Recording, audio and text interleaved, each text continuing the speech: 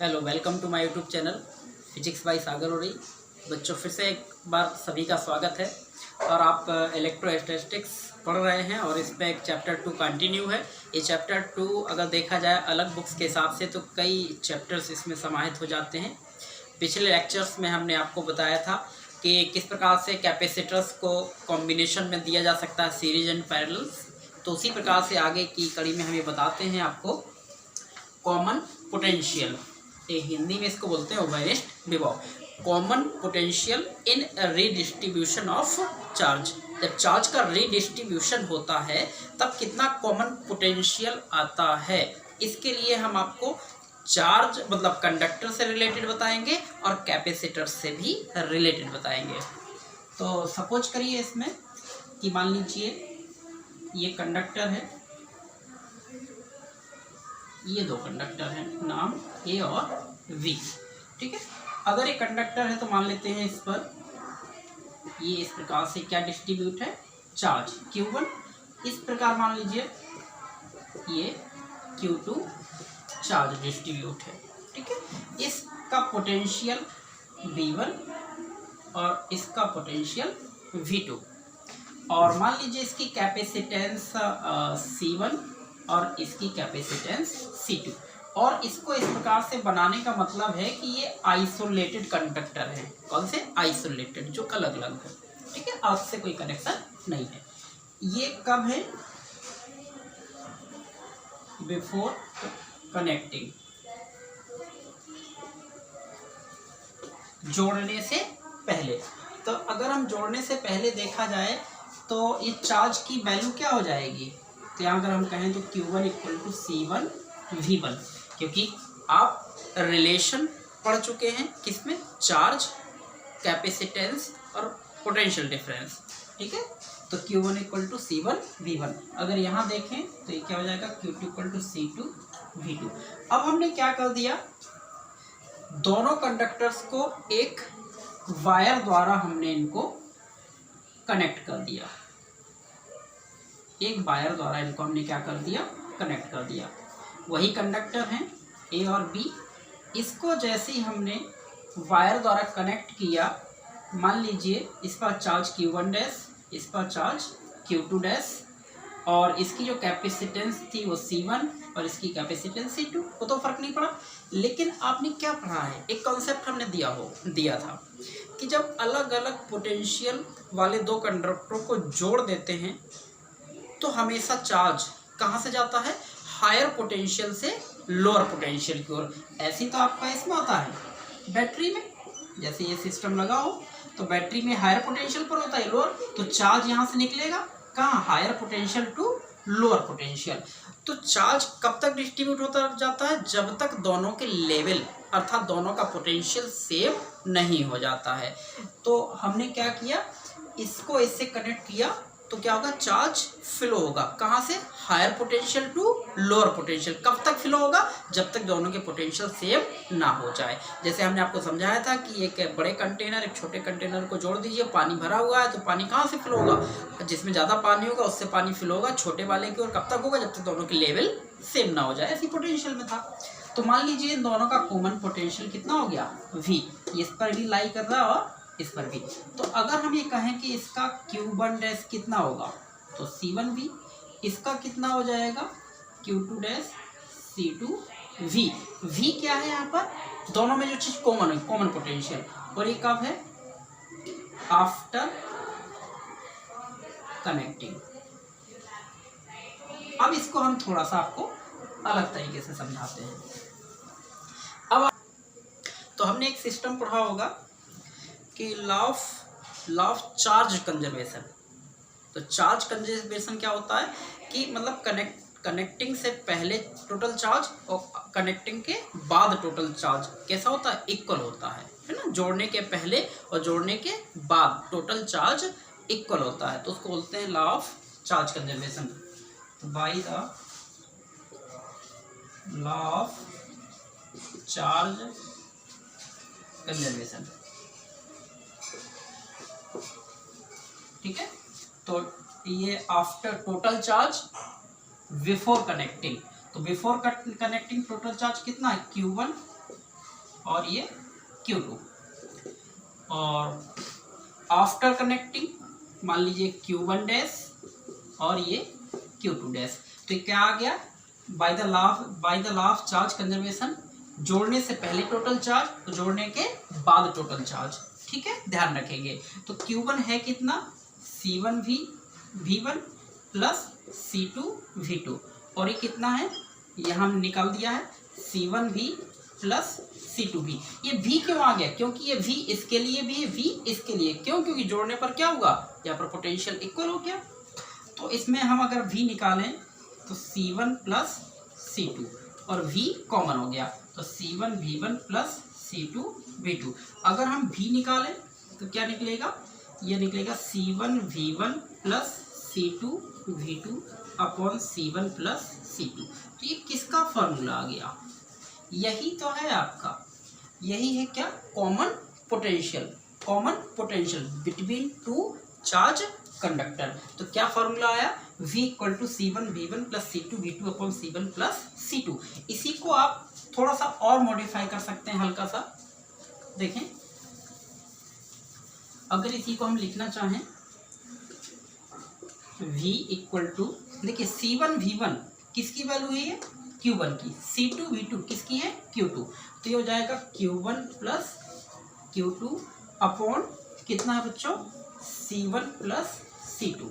ऐसा भी इसको लिखा जा सकता है, और बस यही हमारी एक फॉर्मूला बन जाता है। कॉमन पोटेंशियल इक्वल टू हो गया ये total charge upon total capacitance.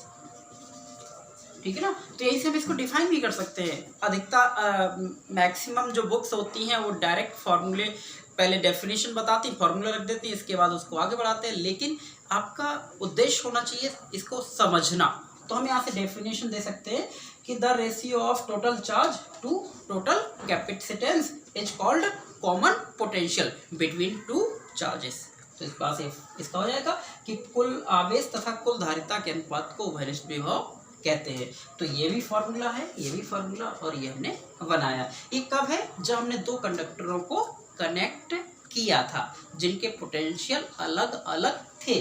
Similarly हम चलेंगे कैपेसिटर्स के लिए, तो ये हो जाएगा आपका। ठीक है, आगे देखें।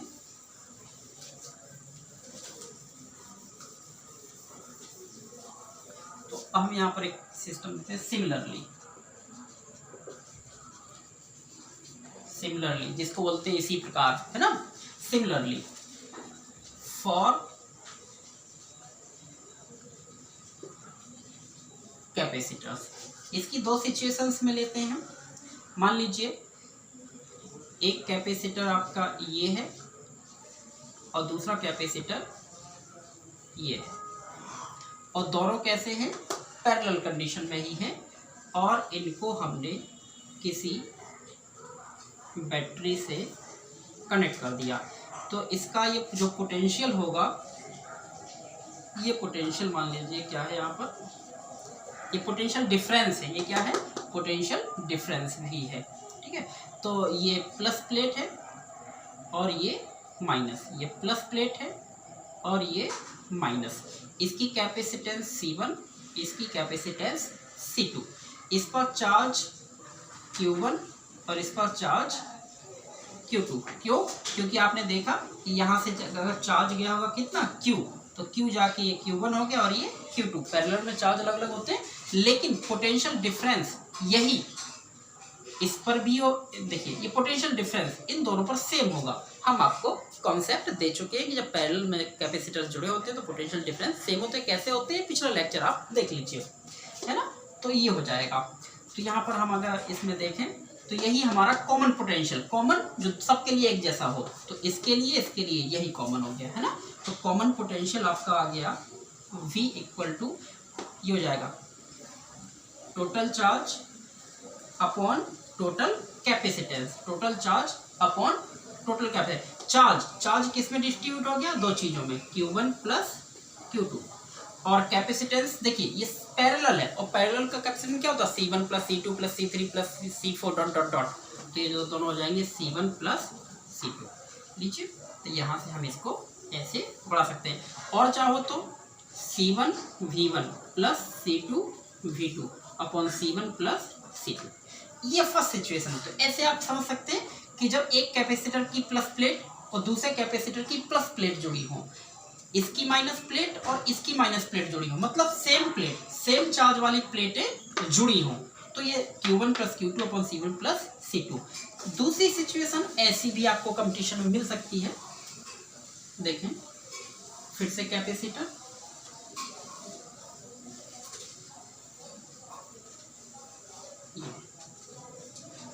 कनेक्टिंग ये बैटरी है, ठीक है, पोटेंशियल डिफरेंस मान लीजिए इसको, ठीक है, वही सिस्टम है। तो ये प्लस प्लेट है लेकिन ये माइनस प्लेट, ये माइनस प्लेट है लेकिन ये प्लस प्लेट है, ठीक है। और चार्ज आपका ये Q1 है और ये Q2 है।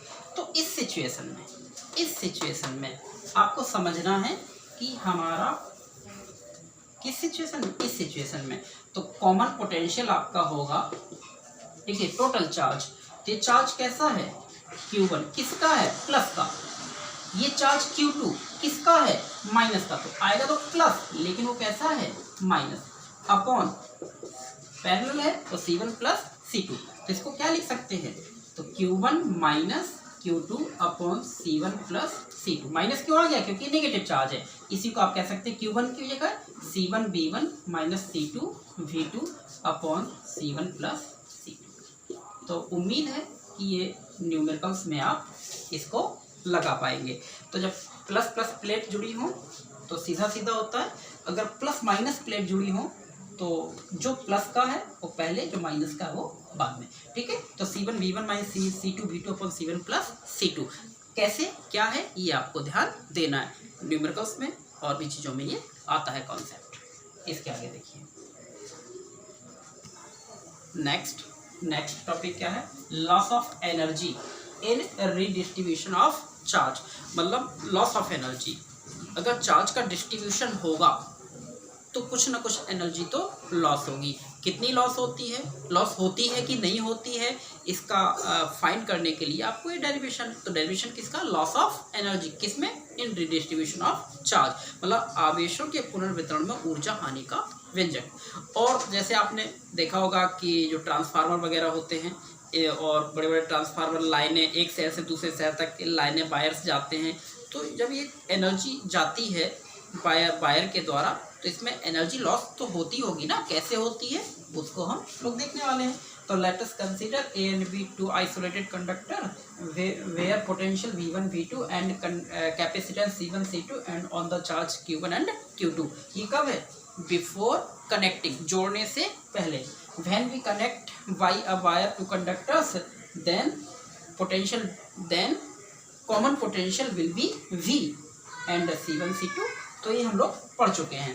तो क्या होता है ये, तो हम इसमें निकाल रहे हैं कि लॉस ऑफ एनर्जी होगी कितनी। तो देखिए आप इसमें दे सकते हैं एनर्जी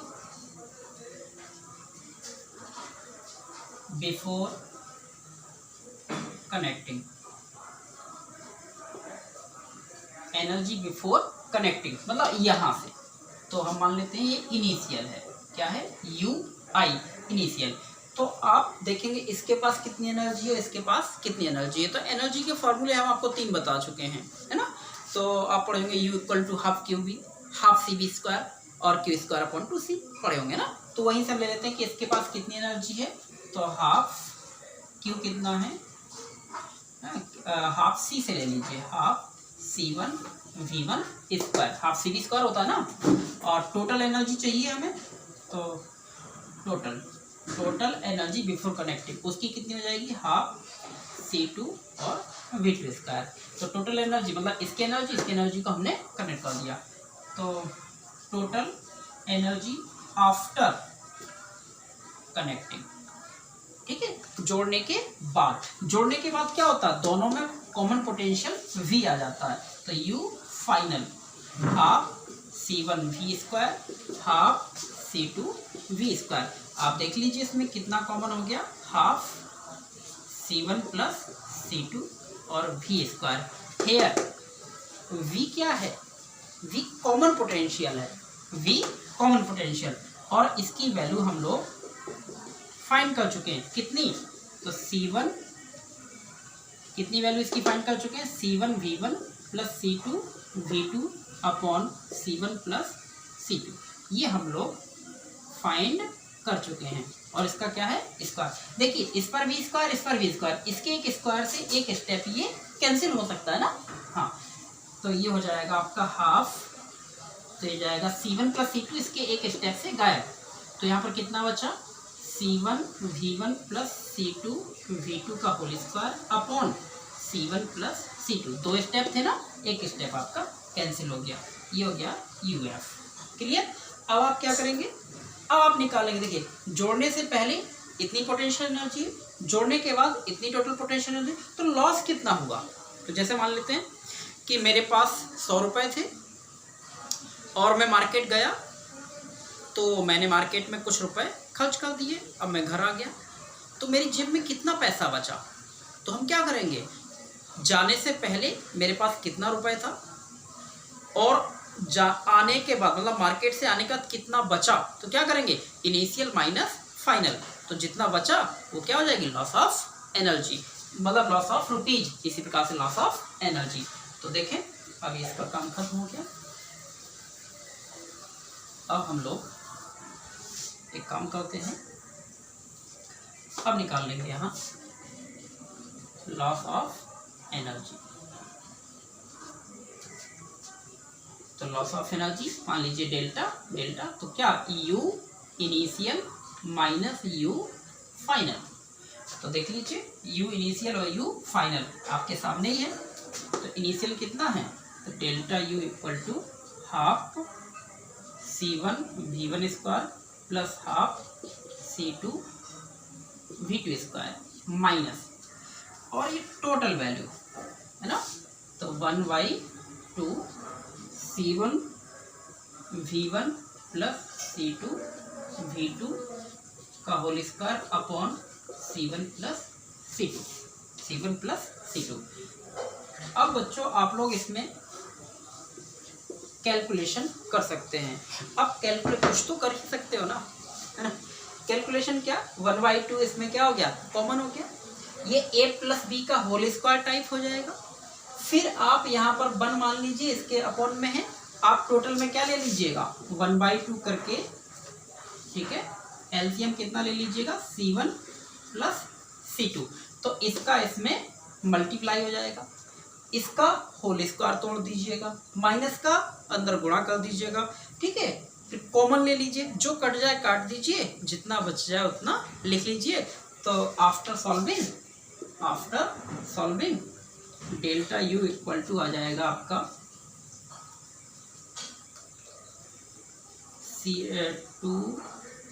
C1 C2 अपॉन,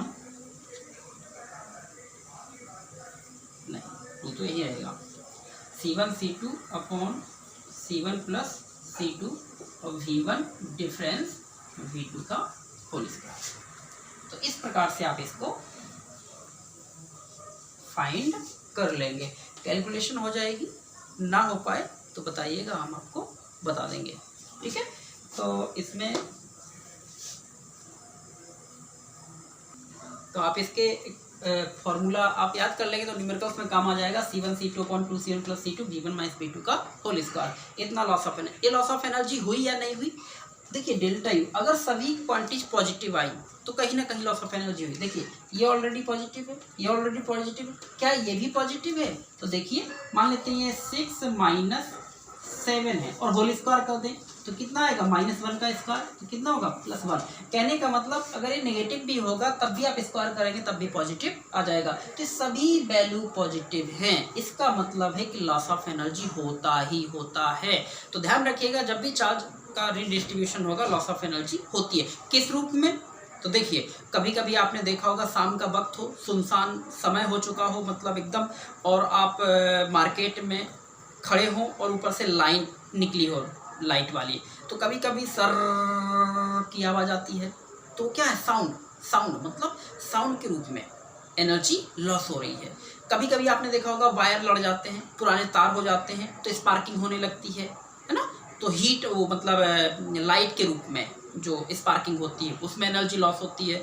आपने देखो वायर गर्म हो जाते हैं तो हीट है ये, तो हीट के रूप में भी ये एनर्जी लॉस होती है। तो कुछ ना कुछ एनर्जी अवश्य लॉस होती है जब हम चार्ज को एक स्थान से दूसरे स्थान तक ट्रांसफ़र करते हैं। तो यही आपका ये डेरिवेशन है लॉस ऑफ एनर्जी का, और इसको कैलकुलेट कर लेंगे, कोई प्रॉब्लम नहीं होगी। इस प्रकार से आप इसके कॉन्सेप्ट को क्लियर करिए। नेक्स्ट वीडियो में कुछ न्यूमेरिकल्स के साथ फिर से उपस्थित होंगे। Thank you, all the best.